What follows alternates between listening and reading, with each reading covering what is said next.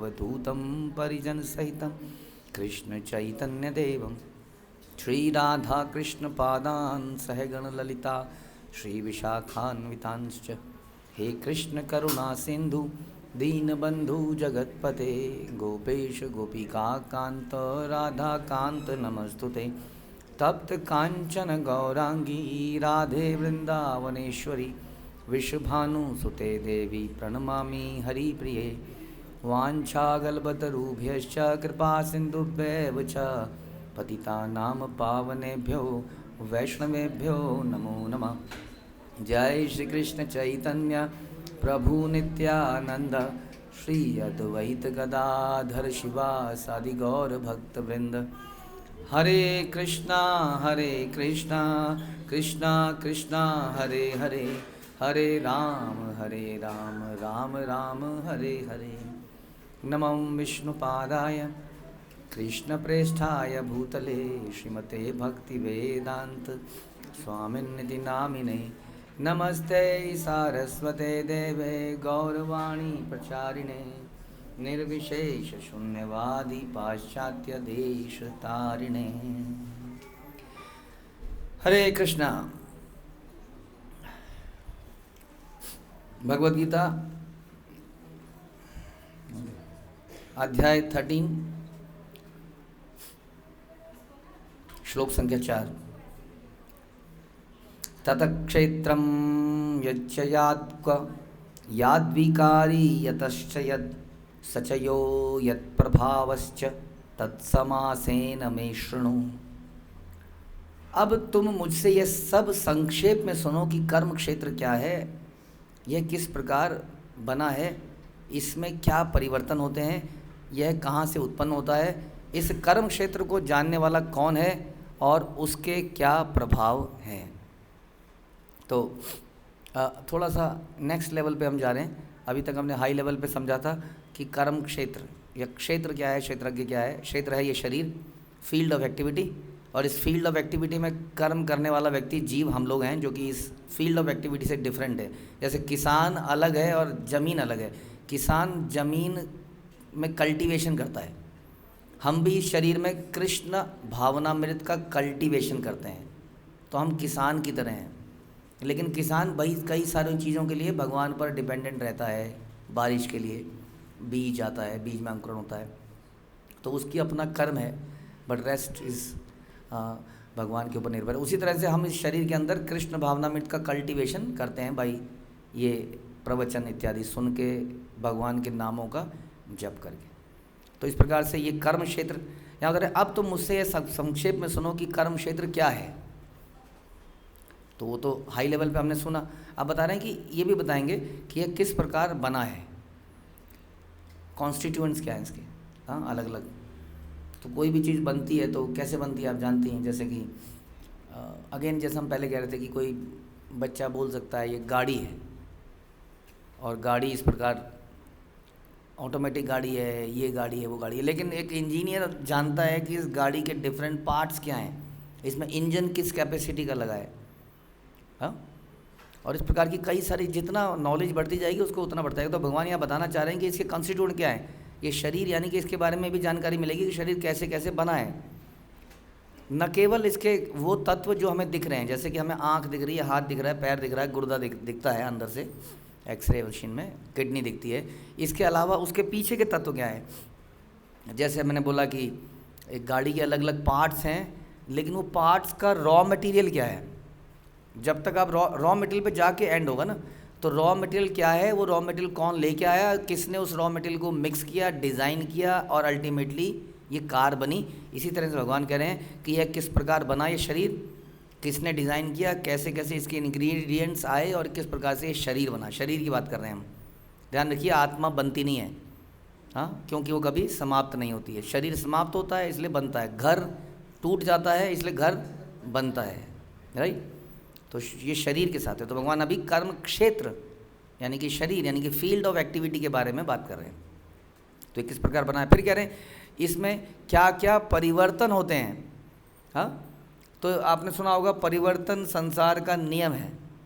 ये सर हर चीज़ में परिवर्तन होता है, यहाँ पर कोई चीज़ स्टेबल नहीं रह सकती है। हमारा शरीर अनस्टेबल है ही, इसमें कई सारे परिवर्तन होते हैं। प्रभुपाद बताते हैं में 6 परिवर्तन होते हैं। ये पैदा होता है, ये ग्रो करता है, युवा अवस्था को प्राप्त करता है, फिर धीरे धीरे बुढ़ापे की तरफ इसका क्षय होता है, बुढ़ापा आता है और फिर समाप्त हो जाता है। तो ये परिवर्तन इसके अंदर आते हैं। और ऐसा परिवर्तन आप देखते हैं, ये तो खैर आत्मा की वजह से आते हैं, लेकिन पदार्थ में भी परिवर्तन आते हैं। जो बिल्डिंग आप आज देख रहे हैं 100 साल बाद वो बिल्डिंग वैसी नहीं दिखती है। कितना भी आप क्लेम कर लीजिए कि ये वाला पेंट लगाइए, ये वाला पेंट लगाइए, एक्सटीरियर इंटीरियर, लेकिन वो चलता कहाँ है? 5 साल 10 साल वटेवर, चीज़ें यहाँ पर क्षय हो जाती हैं, डेप्रिशिएट हो जाती हैं। इवन पदार्थ भी डेप्रिशिएट होता है। हर चीज़, कोई ऐसी चीज़ आपको नहीं मिलेगी यहाँ जो हमेशा खिलखिलाती रहेगी। हर चीज़ यहाँ पर धीरे धीरे क्षय हो जाएगी। तो उसी तरह से शरीर में भी परिवर्तन होते हैं। जैसे हम सुना था कि देहिनो अस्मिन् यथा देहे कौमारम यौवनम जरा, कौमारम यौवनम जरा। तो इस प्रकार से शरीर में 3 परिवर्तन बताए हाई लेवल, हमने 6 डिस्कस किए थे डिटेल में। तो कुमार अवस्था, बाल्य अवस्था, यौवन अवस्था जवानी, और बुढ़ापा, ये 3 उसमें से परिवर्तित होता है। जैसे हमारी बचपन की फ़ोटो और आज की फ़ोटो, हम देखते हैं कि हमारी शक्ल बदल गई लेकिन आदमी वही है। हम कहते हैं ये वही आदमी है, क्योंकि उसके अंदर आत्मा अभी भी वही एग्जिस्ट करती है, लेकिन उसका शरीर टोटली बदल चुका है। तो इस प्रकार से इस शरीर में बहुत सारे परिवर्तन आते हैं समय के अनुसार। इसमें ज्ञान भी आता है, ज्ञान होने के अनुसार हमारे शरीर में और भी परिवर्तन आते हैं। कभी हम पैशनेट लोगों के साथ रहते हैं तो हमारा शरीर पैशनेट लगने लगता है भाई। द क्लोथ्स वी वियर, हमारे थॉट्स भी बदल जाते हैं। सद्गुणी लोगों के साथ रहते हैं तो हमारे जो सोच है वैसी हो जाती है। तो इसमें बहुत सारे परिवर्तन आते हैं। ये इन्फ्लुएंस किया जा सकता है। उसका मुख्य कारण है कि ये बड़ा माइन्यूट है। भगवान इसको कहते हैं, ये तटस्थ शक्ति है। आगे आप सुनेंगे इसको भी, ये तटस्थ शक्ति है। तटस्थ का मतलब होता है कि इट गेट्स इन्फ्लुएंस। 3 शक्तियों में भगवान संसार को डिवाइड करते हैं, एक तो परा, एक अपरा और एक तटस्थ। परा शक्ति होती है भगवान की आध्यात्मिक शक्ति, अपरा शक्ति होती है भगवान की ये माया शक्ति है, ये भौतिक शक्ति है, संसार जो जिसमें बना है, और अपरा और परा जिससे कि आध्यात्मिक जगत बना है। इन दोनों के बीच में ये तटस्थ शक्ति से हम लोग बने हैं, जीव। अब हम लोगों को तटस्थ क्यों कहा गया? वैसे तो हम भगवान के अंश हैं, तो हमें कायदे से आध्यात्मिक शक्ति होना चाहिए था, लेकिन हम इन्फ्लुएंस हो जाते हैं किसी से भी।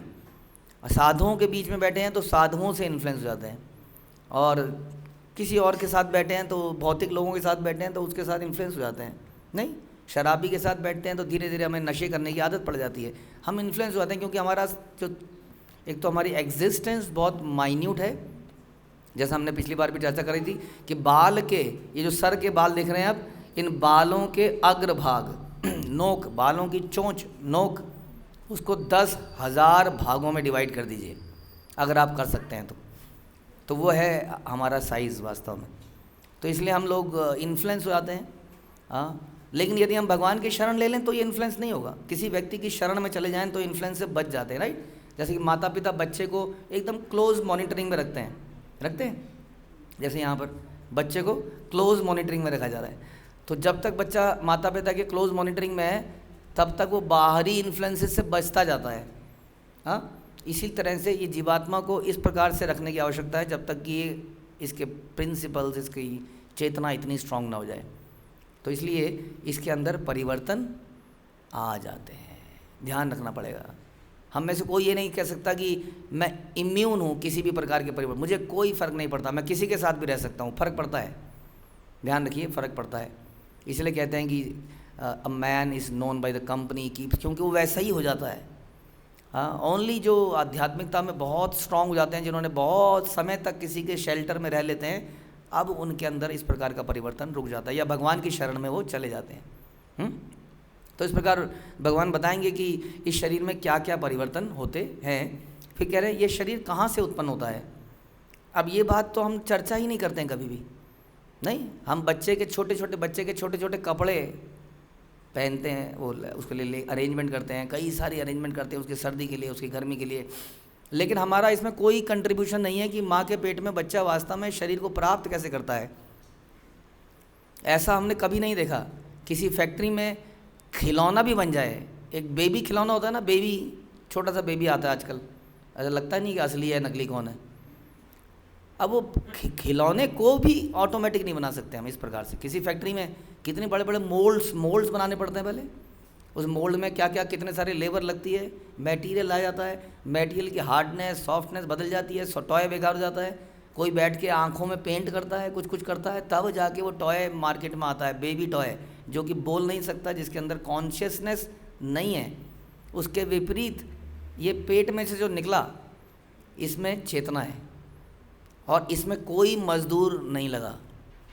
हाँ, तो अब क्वेश्चन ये आ जाता है कि बना कैसे? मम्मी ने तो खाना खाया। क्या माएँ, आप सब माएँ हैं यहाँ पर, क्या उन दिनों में आप कुछ ऐसा खाती हैं कि उससे हाथ, ये खाऊंगी तो हाथ निकलेगा, ये खाऊंगी तो आंखें निकलेंगी? नहीं। ज़्यादा से ज़्यादा लोग कहते हैं जी खट्टा मत खाइए, मिर्ची वाला मत खाइए, बस थोड़ा सा अच्छा घी वाला खाना खा लेते हैं ज़्यादा से, और क्या करते हैं। बाकी अंदर वो कैसे डेवलपमेंट हो रही है। अब वो कौन चित्रकार है? फैक्ट्री में तो बहुत सारे हैं चित्रकार हैं, हाँ, जो कि उस बेबी खिलौने को बना रहे हैं, लेकिन इस पेट में कोई चित्रकार नहीं है। तो ये भगवान कह रहे हैं कहाँ से होती, लेकिन कोई इसको चर्चा भी नहीं कर रहा है कि वास्तव में कैसे। हम सब लोग कितने प्रसन्न होते हैं नहीं जब कोई बच्चा हमारे परिवार में आता है, कितनी पार्टीज़ करी जाती हैं नहीं। अब जैसे कि आपके घर में कुछ था, आपके घर में बाहर कोई व्यक्ति अचानक से एक दिन एक बाइक रख गया और बाइक में रिबन बंधा हुआ था बढ़िया सा, आपने खोला और बड़े प्रसन्न हो गए और उसकी पूजा करी, पाठ करी, बड़ा जश्न मनाया गया। बाइक छोटा बोल दिया तो उन्होंने कार से रिप्लेस कर दीजिए और बहुत बढ़िया से लोगों ने उसको इस्तेमाल करना छोड़ दिया, घर वाले सब बड़े प्रसन्न हैं। अभी क्या इसमें कुछ मिसिंग है? क्या मिसिंग है इसमें? कि कौन लेके आया इसको? क्वेश्चन ये है, इतनी बढ़िया चीज़ को लेके कौन आया? नहीं, एक सेकंड। तो इस चीज़ को कौन हमारे पास लेके आया? जो इतनी महंगी चीज़ है, स्वतः तो नहीं आई होगी, कोई तो रख के गया होगा। उसकी इंक्वायरी करनी चाहिए कि नहीं करनी चाहिए? करनी चाहिए। तो अब ये क्वेश्चन ये आता है कि जो बच्चा जिसको लेके हम लोग इतने प्रसन्न हैं और हमारे बीच में है, उसको ले दिया किसने हमें? इसके बारे में चर्चा नहीं हो रही है। हो रही है?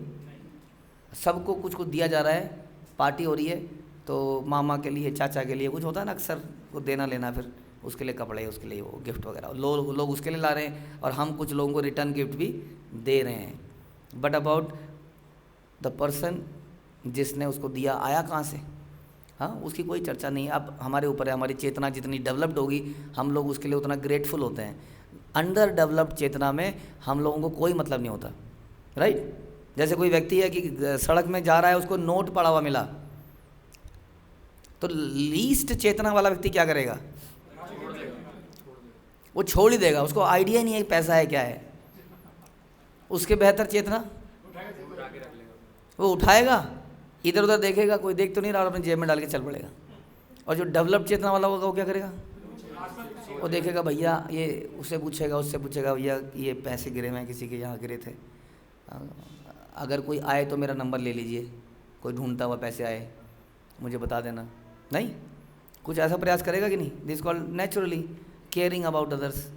हाँ, और जो इस प्रकार का कुछ गिफ्ट मिलेगा तो उसको थैंक यू बोलेगा और हृदय से उसका धन्यवाद देगा। तो इसलिए भगवान कह रहे हैं कि ये शरीर कहाँ से उत्पन्न हुआ मैं तुम्हें बताऊंगा, आया कहाँ से, और इस कर्म क्षेत्र को जानने वाला कौन है ये भी तुम्हें बताऊंगा। यानी कि वो भगवान के बारे में ज़्यादा चर्चा तो नहीं हुई थी ना अभी तक, कह रहे हैं उसके बारे में थोड़ा हम चर्चा करेंगे, और उसके क्या प्रभाव हैं। वो भगवान, उसके प्रभाव क्या हैं, यानी कि उसकी शक्तियाँ क्या हैं, वो कैसे चलाता है इस जगत को, आपको और मुझे कैसे इन्फ्लुएंस करता है, उसकी माया शक्ति क्या है, उसकी पराशक्ति क्या है, इत्यादि के बारे में हम, भगवान कह रहे हैं अर्जुन से, ये सब कुछ हम चर्चा करेंगे, बस आपको बने रहना है। तो अगली क्लासेस में आएंगे तो इसके बारे में सुनेंगे। हरे कृष्णा। श्रील प्रभुपाद की जय, भगवद गीता की जय।